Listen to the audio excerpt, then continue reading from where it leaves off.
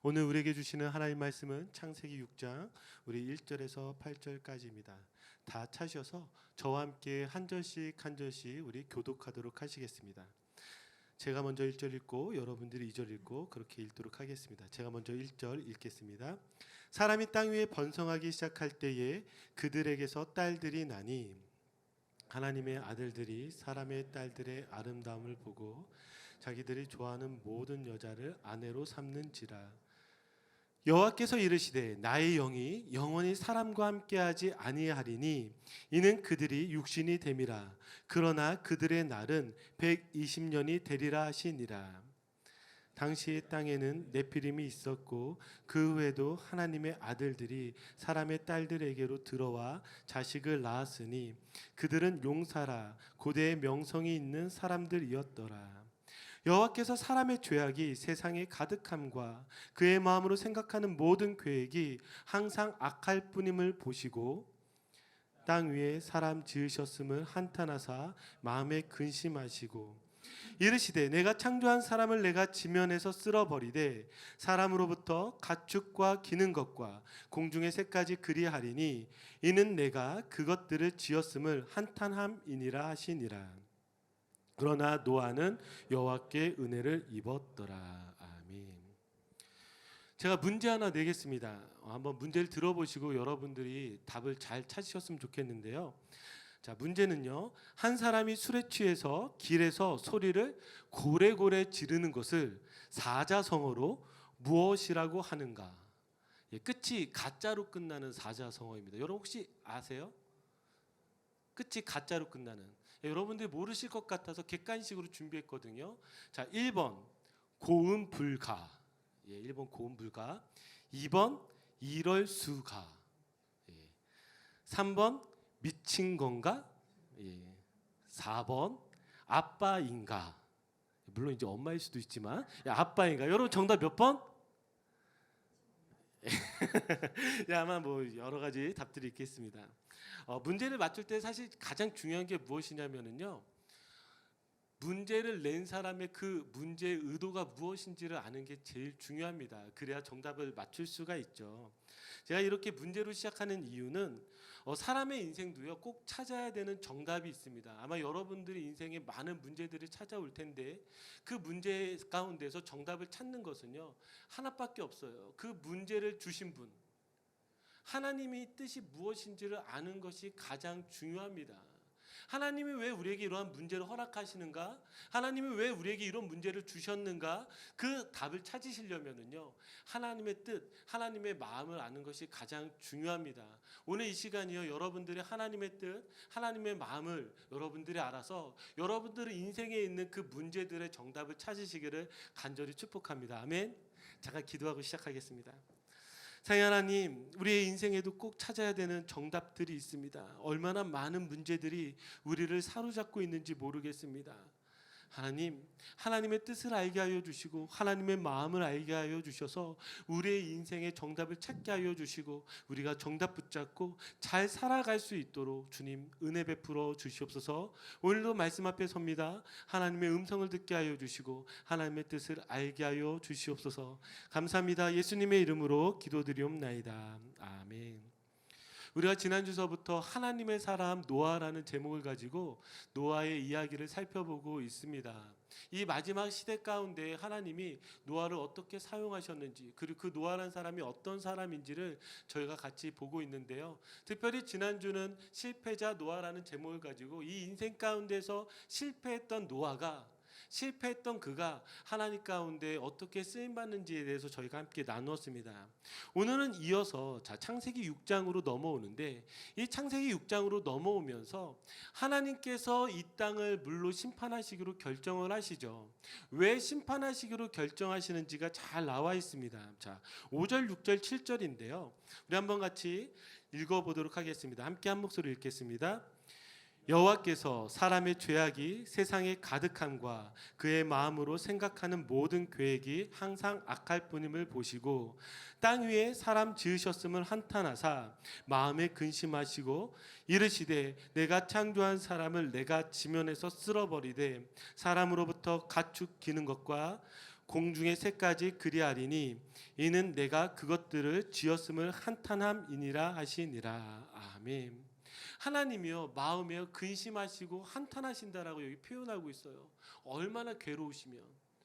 얼마나 괴로우시면 한탄하시고 근심하세요. 그 이유가 무엇이죠? 5절 보니까 여호와께서 사람의 죄악이 세상에 가득함과 그의 마음으로 생각하는 모든 계획이 항상 악할 뿐임을 보시고 하나님께서 그 마음에 뭐예요? 한탄하기 시작하시고 근심하기 시작하시고 그 다음에 심판하시기로 결정을 하신 것이죠.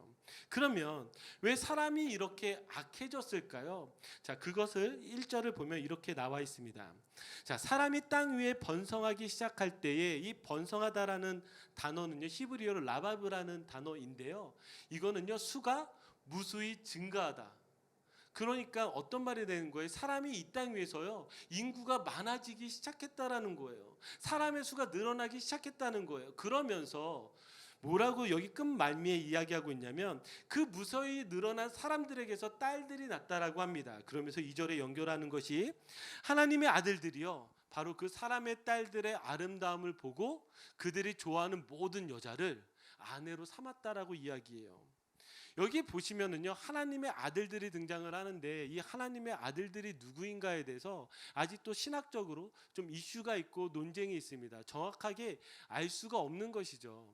왜 그러냐면은요 이 하나님의 아들들을 해석하는 첫 번째 기준은 이 하나님의 아들들이 사람의 딸들과 결혼을 했잖아요. 그런데 그들이 누구를 낳냐면 네피림을 낳아요. 이 네피림이라는 것이요 사람의 그 한계를 좀 초월한 존재인 것 같습니다. 그러니까 이 하나님의 아들들이 일반적인 사람이 아니라 천사라고 보는 견해가 있어요. 두 번째는 무엇이냐면 저희가 지난주 말씀을 생각해 보시면 지난주에 저희가 족보를 보았잖아요. 누구의 족보가 나오죠? 아담의 아들 셋의 족보들이 나오죠. 그래서 그 족보 안에 있는 사람들이 하나님의 아들들이고요. 여기 이 사람의 딸들은 누구냐면 바로 이 가인의 딸들로 보는 것이 일반적인 견해이기도 합니다.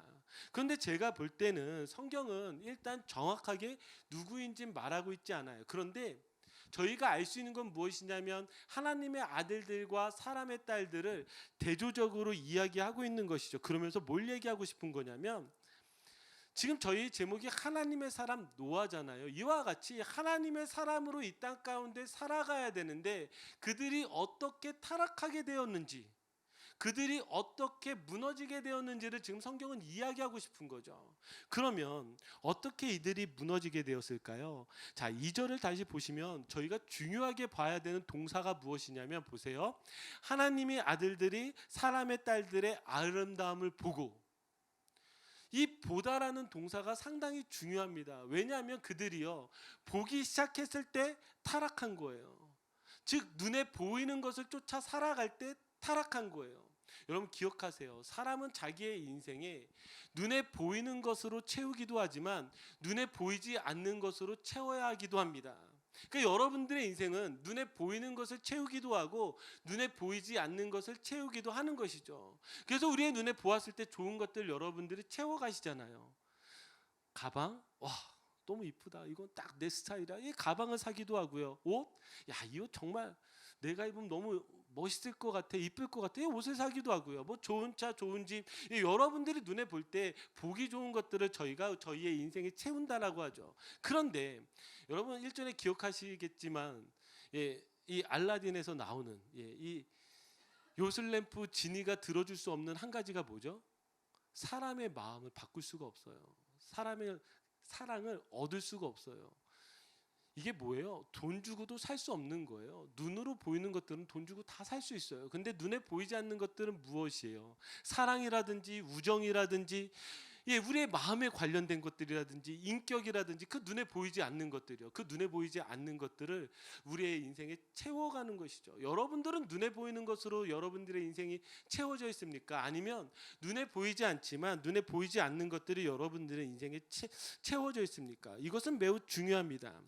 지금 한국 연예계가 발칵 뒤집혔어요. 여러분 아시겠지만 한국 연예계 뉴스의 대다수가 어떤 것에 관련된 뉴스였냐면 YG에 관련된 뉴스였어요. 그 빅뱅의 승리가 운영하던 그 버닝썬 클럽이라는 것에서부터 이 사건이 시작이 돼서요, 한국 연예계가 발칵 뒤집혔죠. 그래서 마약이라든지 성접대라든지 몰래카메라라든지 하여튼 연예계의 그 지저분한 그 모든 부분들이요, 발칵 뒤집히면서 다 일어나기 시작했습니다. 그래서 YG 기사가 사실은 상당히 오랜 기간에 다 모든 신문을 도배했어요. 그런데 이 YG 사건이 드러나면서 사실은 또 다른 기획사가, 그리고 그곳에서 했던 한마디가요, 사실은 재조명 받았어요. 그 회사가 어디냐면 JYP죠. JYP에서 이야기했던, 이 박진영 씨가 얘기했던 것이 무엇이냐면, 아이돌을 키울 때 혹은 연예인으로 만들 때 가장 중요한 한 가지가 있습니다. 그건 재능, 뭐 탤런트, 끼, 능력, 이런 것들이 아니라요, 무엇이냐면 바로 인간성이요. 그 사람이 누구냐요. 그러니까 아무리 노래를 잘 부르고 아무리 연기를 잘하고 아무리 끼가 많다 할지라도 더 중요한 건 뭐냐면 인간이라는 거예요. 그 사람이 누구냐라는 것이죠. 이것이 다시 재조명받기 시작하는 거예요. 왜요? 연예계라는 것이 무엇이에요? 눈에 보여지는 것이 중요한 거 아니에요? 얼마나 아름답고 얼마나 이쁜지, 얼마나 노래를 잘 부르고 얼마나 춤을 잘 추는지, 끼가 얼마나 있는지 눈에 보여지는 것이 되게 중요한 이 연예계에서요, 지금 무엇이 더 중요하다고 얘기하는 거예요? 눈에 보이지 않는 그 사람이 누구냐가 더 중요하다라고 이야기하고 있는 거예요. 제가 나이가 들면서 배우는 한 가지가 있어요. 그게 무엇이냐면, 어떤 옷이 있잖아요, 아무리 멋있는 옷이 있어도 저한테 어울리지 않는다는 걸 깨달아요. 그 옷에 맞게 내 몸이 만들어줘야 되는구나.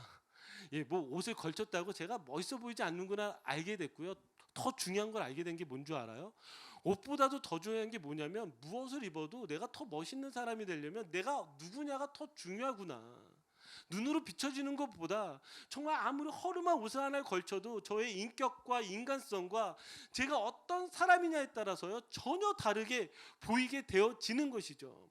여러분들은 여러분들의 인생에 눈에 보이는 것으로 채워가십니까? 눈에 보이지 않는 것으로 채워가십니까? 여러분 잘 기억하십시오. 이것이 매우 중요합니다. 자, 이렇게 타락하기 시작하면서 4절을 보니까 무엇이 나오냐면, 제가 읽어드릴게요.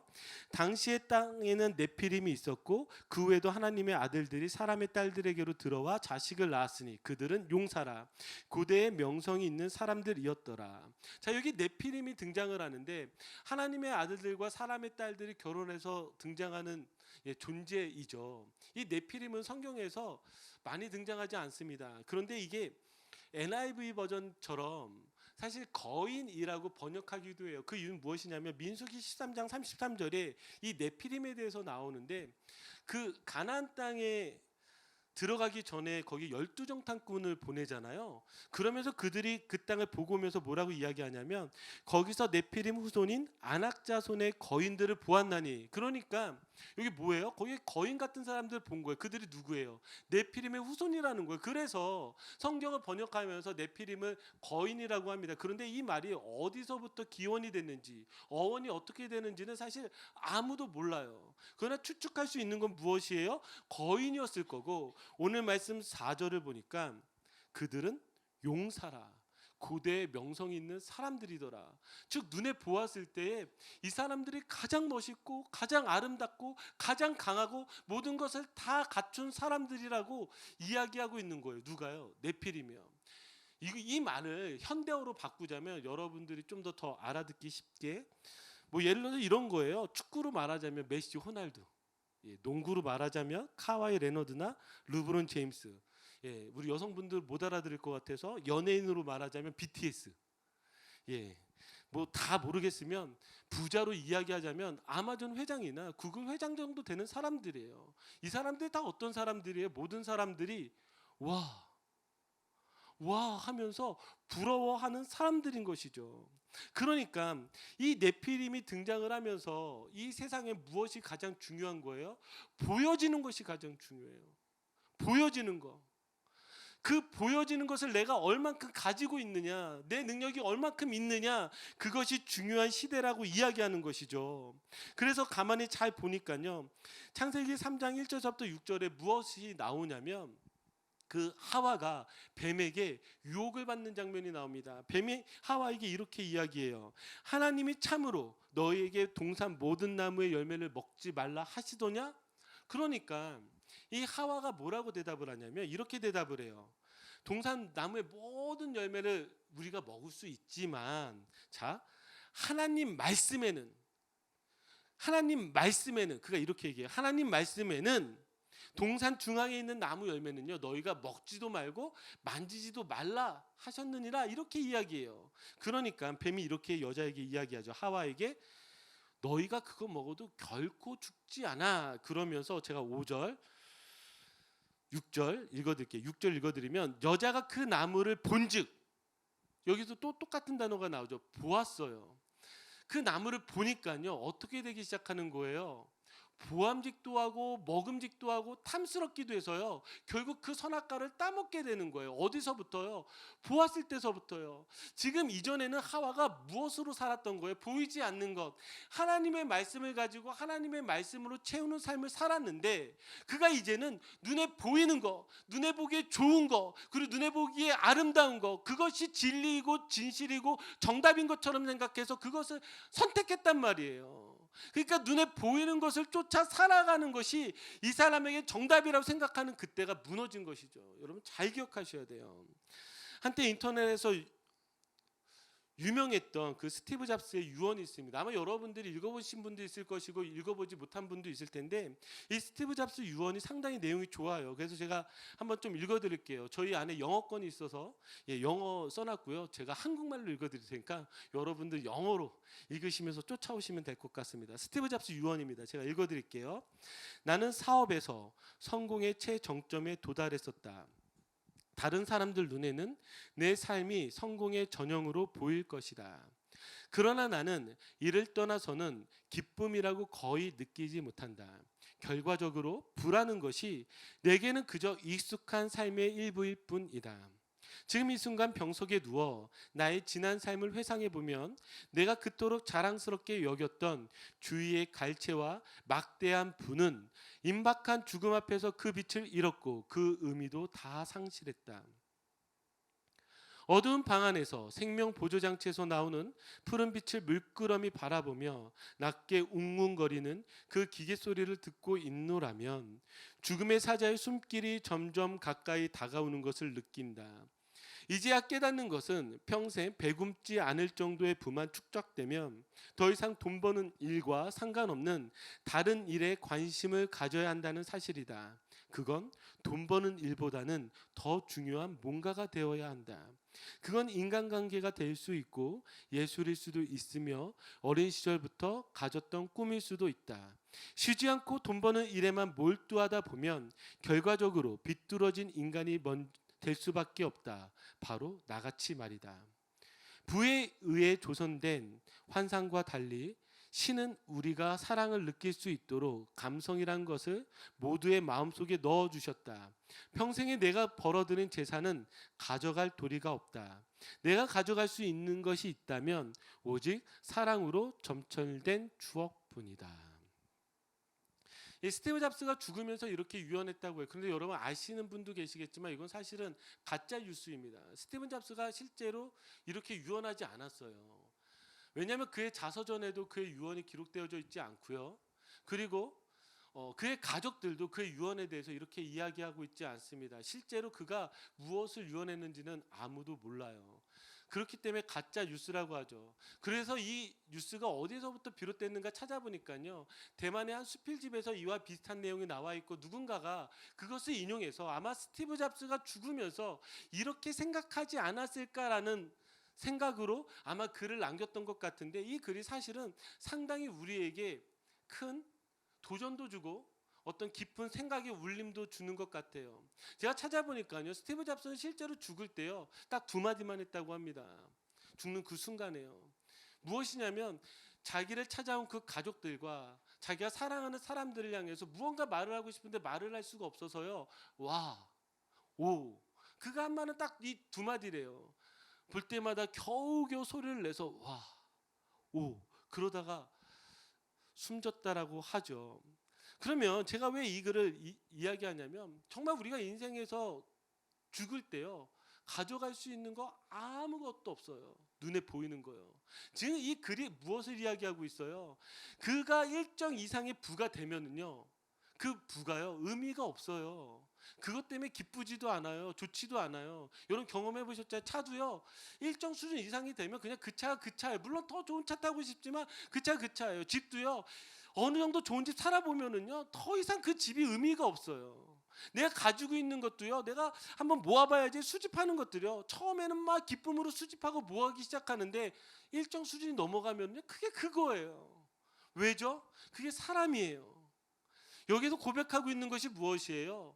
그러고 나니까 아는 것들이 무엇이냐면 죽는 그 순간에 옷밖에 할 수 없는 사람이 할 수 있는 것 그건 무엇이냐면 눈에 보이는 것이 중요한 게 아니라 눈에 보이지 않는 게 중요하다라는 것이죠.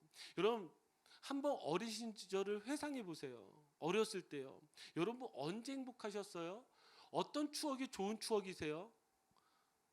아마 어떤 사람들은 부모님이 커다란 장난감을 사줬을 때 내가 정말 멋진 옷을 선물 받았을 때 여러분 그럴 것 같죠? 회상을 잘 해보시면 여러분들이 행복했던 순간은요 눈에 보이지 않는 것이요. 아빠와 엄마가 나를 사랑해 줬을 때 내가 친구들과 행복하게 어울려 놀았을 때 여러분 그런 것들이 여러분들 안에 행복으로 남아있지 않나요? 사실은 우리는요 눈에 보이는 것이 중요한 것처럼 살아가지만 사실 눈에 보이는 것이 중요한 게 아니라 눈에 보이지 않는 게 중요해요. 눈에 보이는 것들은 이 땅 가운데서 다 두고 마지막을 맞이해야 되지만 눈에 보이지 않는 것들은요 뭐예요? 우리가 영원히 가져가야 될 것들인 것이죠. 사랑하는 성도 여러분, 저는 여러분들에게 다시금 이 인생을 도전할 때 여러분들의 인생에 눈에 보이는 것으로 여러분들을 채워가는 인생이 아니라 눈에 보이지 않지만 중요한 것들을 여러분들의 인생에 채워가기를 간절히 축복합니다. 아멘. 이게 중요해요. 눈에 보이는 것 가지고 제발 기죽지 말고 눈에 보이는 것 가지고 어설프게 자랑하지 말고 우리 한번 정말 눈에 보이는 것을 뛰어넘어 눈에 보이지 않는 것 가지고 그거 가지고 자랑했으면 돼요. 자랑했으면 좋겠어요. 와, 저 사람 정말 멋있어. 저 사람 정말 아름다워. 저 사람 내면을 보니까 저 사람이 생각하는 거 보니까 저 사람 마음 씀씀이 보니까 배려하는 거 보니까 인격이 정말 멋있어. 이게요. 우리 그리스도인들이 이 땅에서 살아가야 되는 진정한 삶이라는 것이죠. 이걸 꼭 기억하셔야 됩니다. 자, 이것과 연결해서 우리가 꼭 봐야 되는 게 무엇이냐면 하나님이 지금 이 네피림이 모든 사람들에게 명성 있고 되고 싶어하는 그 모습일 때에 3절에 이렇게 강력하게 이야기하세요. 우리 한번 3절 말씀 한번 같이 읽어볼까요? 우리 한번 같이 읽겠습니다. 시작. 여호와께서 이르시되 나의 영이 영원히 사람과 함께하지 아니하리니 이는 그들이 육신이 됨이라. 그러나 그들의 날은 120년이 되리라 하시니라. 아멘. 지금 하나님 뭐라고 얘기하세요? 이제 이들의 인생이요 육신이 되어지는 것이고 이들의 인생의 끝은 120년밖에 되지 않겠다라고 이야기해요.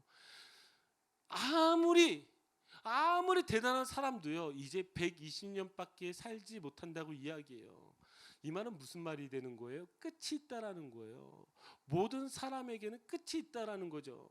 아무리 내가 많은 것 가져도 그 인생의 끝이 있어요. 그런데요, 저는요 반대로 여러분들에게 권면하고 위로하고 싶은 건 무엇이냐면 여러분 혹시 힘드신 분 계세요? 어려운 분 계세요? 죽을 것 같아서 정말 숨도 쉬어지지 않는 그 괴로움 가운데 있는 분 계세요? 다시 이 말씀이 우리에게 축복이 될 수 있는 것은 하나님을 믿는 사람들에게 끝은요 어떤 끝이 되는 거예요? 지금 이 순간도 지나간다는 거예요. 여러분 기억하세요. 아무리 힘들어도요 끝이 있어요. 지금 죽을 것 같아도요 끝이 있어요. 이 시간들은 지나가기 마련에 그 끝이 있다라는 것이죠. 자, 이 끝이 있는 걸 가지고 고민하였을 때 왜 120년일까 우리가 한번 생각해 볼 필요가 있죠. 이 120년이라는 이 시간을 가지고도 학자들 안에서 조금 논쟁들이 있습니다. 그런데 제 마음에 남았던 그 글은 무엇이냐면 사실은 학자의 글이 아니라 이재철 목사님의 그 사명자반에 나온 사명자 노아라는 글에서 이 글에 대해서 이 본문에 대해서 이재철 목사님이 이렇게 이야기하세요. 무엇이냐면 120년이라는 이 시간을 주신 이유는 회개할 기회를 주신 것이다. 저는요 이 문장이요 저희들에게 더 와닿는다고 생각해요. 우리의 끝을 보여주시는 이유는 무엇이냐면 여러분 그 시간은요 우리가 돌이킬 수 있게끔 끝을 주신 거예요. 사실은요 방주는 제가 지난주 말씀에 뭐라고 이야기했어요. 길게는 80년, 아마 짧게는 40년 정도면 이 방주는 다 지을 수 있었을 거예요. 이 배는 다 지을 수 있었을 거예요. 그런데 왜 하나님이 이 120년이라는 시간을 주셨을까? 이 120년이요 노아에게 주신 시간이 아니라 지금 이 모든 사람들에게 주신 시간이에요. 회개할 수 있는 그 유예의 기간을 주신 것이죠.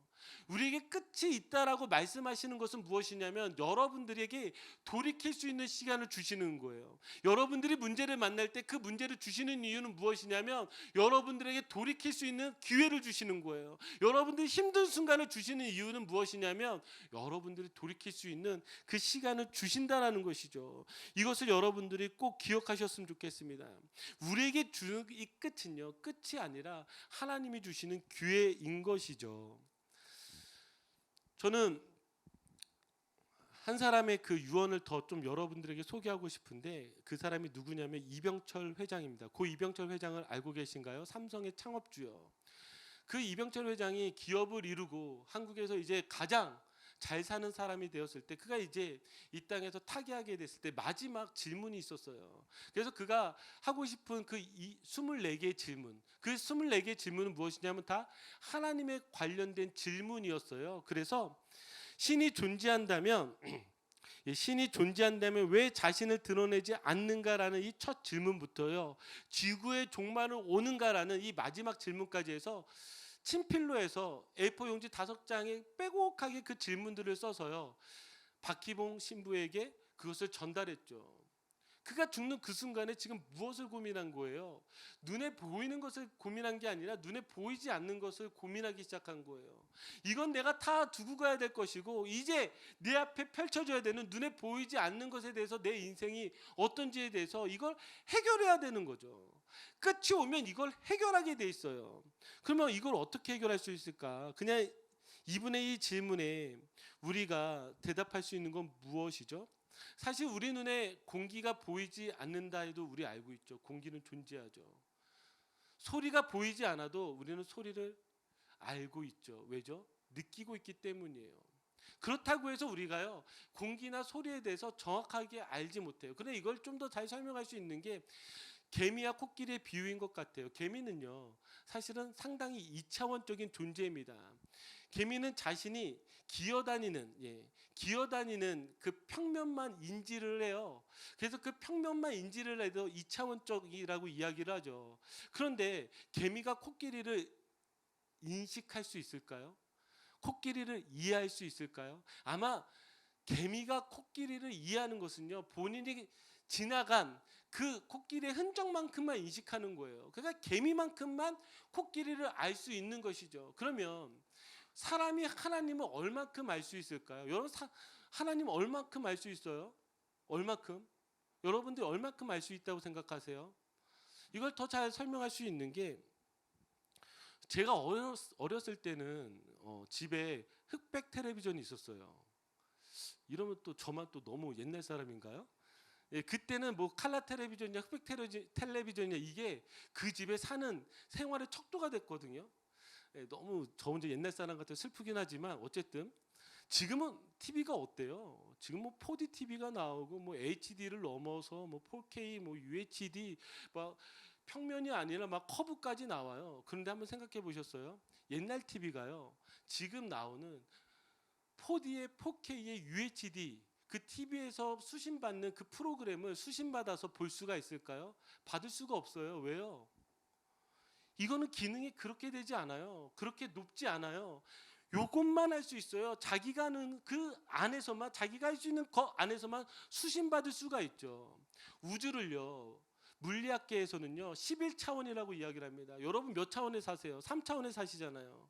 혹은 여러분들 안에 비범한 능력이 있는 사람들, 특별한 것을 감지하는 사람들 4차원 혹은 5차원까지 우리가 살 수 있다고 이야기를 해요.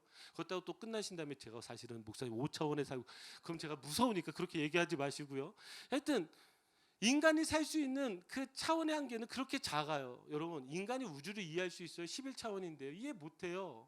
근데 이 우주를 만드신 하나님이 11차원보다 높잖아요. 하나님을 알 수 있어요? 하나님 알 수 없어요. 그러면 오직 얼만큼만 하나님을 알게 되는 거예요.